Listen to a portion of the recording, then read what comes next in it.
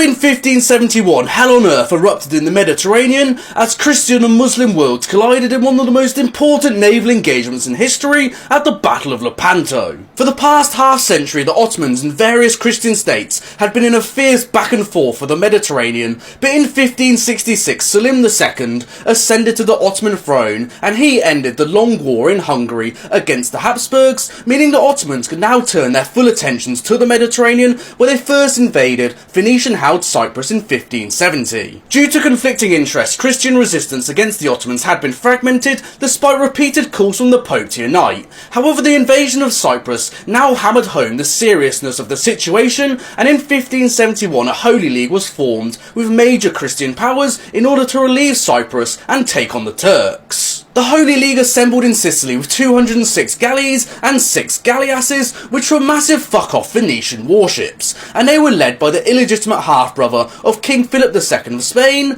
Don John of Austria, a fiercely ambitious 22-year-old who perhaps has the greatest name in history. The Ottomans had also been busy boys, with Cyprus now on its last legs, as well as dispatching a fleet of roughly 300 ships in spring 1571 to take on the Holy League in combat, and when they didn't find them, they led an extremely successful raiding campaign along the Adriatic Sea. However, it was now September and the raiding season had absolutely exhausted the Ottoman ships, with many in need of dire repairs and many men going home for the winter months, and they decided to withdraw along the Adriatic to take winter in the fortified port town of Lepanto. En route to find the Ottomans, the Holy League's national divisions reared their ugly head as massive conflicts broke out about the quality of troops provided. However, these were only calmed as news finally reached them of the fall of Cyprus and the horrific death of Venetian commander Marc Antonio Bragadin, who was flayed alive, and now the Venetians inside the Holy League were hell-bent on revenge and wanted to fight the Ottomans instead of their own comrades. Both sides had also received inaccurate intelligence reports about the number of ships on opposing sides being much lower than they actually were,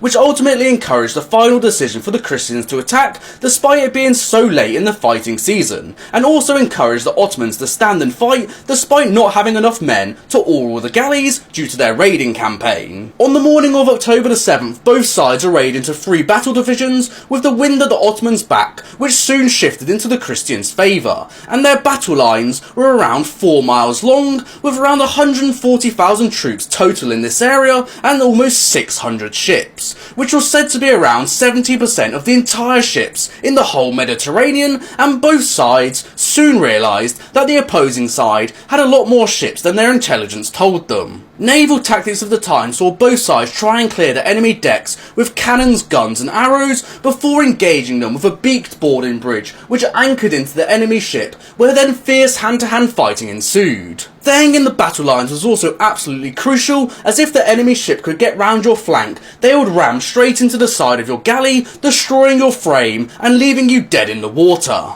Both sides lumbered forward nervously, hoping not to make a mistake. Commanders gave their soldiers motivational words, soldiers said their prayers, as in a naval battle, unlike a land battle, there was nowhere to go if you wanted to retreat, so it was either death or fight to the death, as galley slaves were promised their freedom if the battle went in their favour, as just before noon, the water's surface erupted with gunpowder. It was the 4 Venetian heavy galleasses who had advanced furthest forward which opened the battle, as the Christian left flank soon came under extreme pressure as the Ottomans tried to use their knowledge of the shallows on the shoreline to outflank them. An hour of fighting saw Venetian commander Barbarigo try and use his ship to block the Ottoman advance, where at one point during the combat he lifted his visor as his muffled commands couldn't be heard over the roar of battle, but this was to be a fatal error, as only a few moments later he was struck in the eye by an arrow. Christian slaves were freed and joined in the fight, turning the right flank in the Christian favour,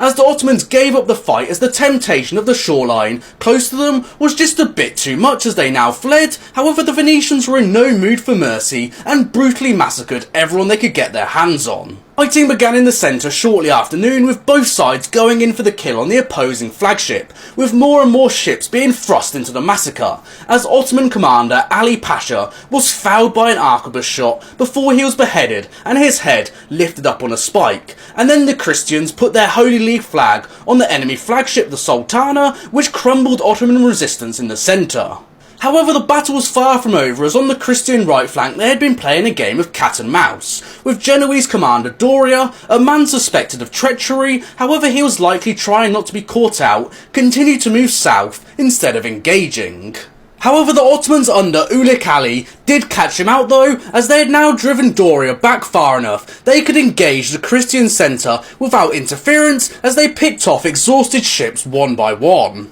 It was all just a little too late for Ali, as the Ottoman centre had now fully collapsed, allowing the Christians to regroup and beat off his attack, forcing him to retreat. Pockets of Muslim resistance did continue well into the night, with them refusing to surrender and hurling lemons and oranges at the Christians when they ran out of ammo. After 4 hours of hell, 40,000 lay dead with 100 ships destroyed, with the battle marking the beginning of the end of the Ottoman expansion in the Mediterranean and the last major naval engagement in the West fought with galleys.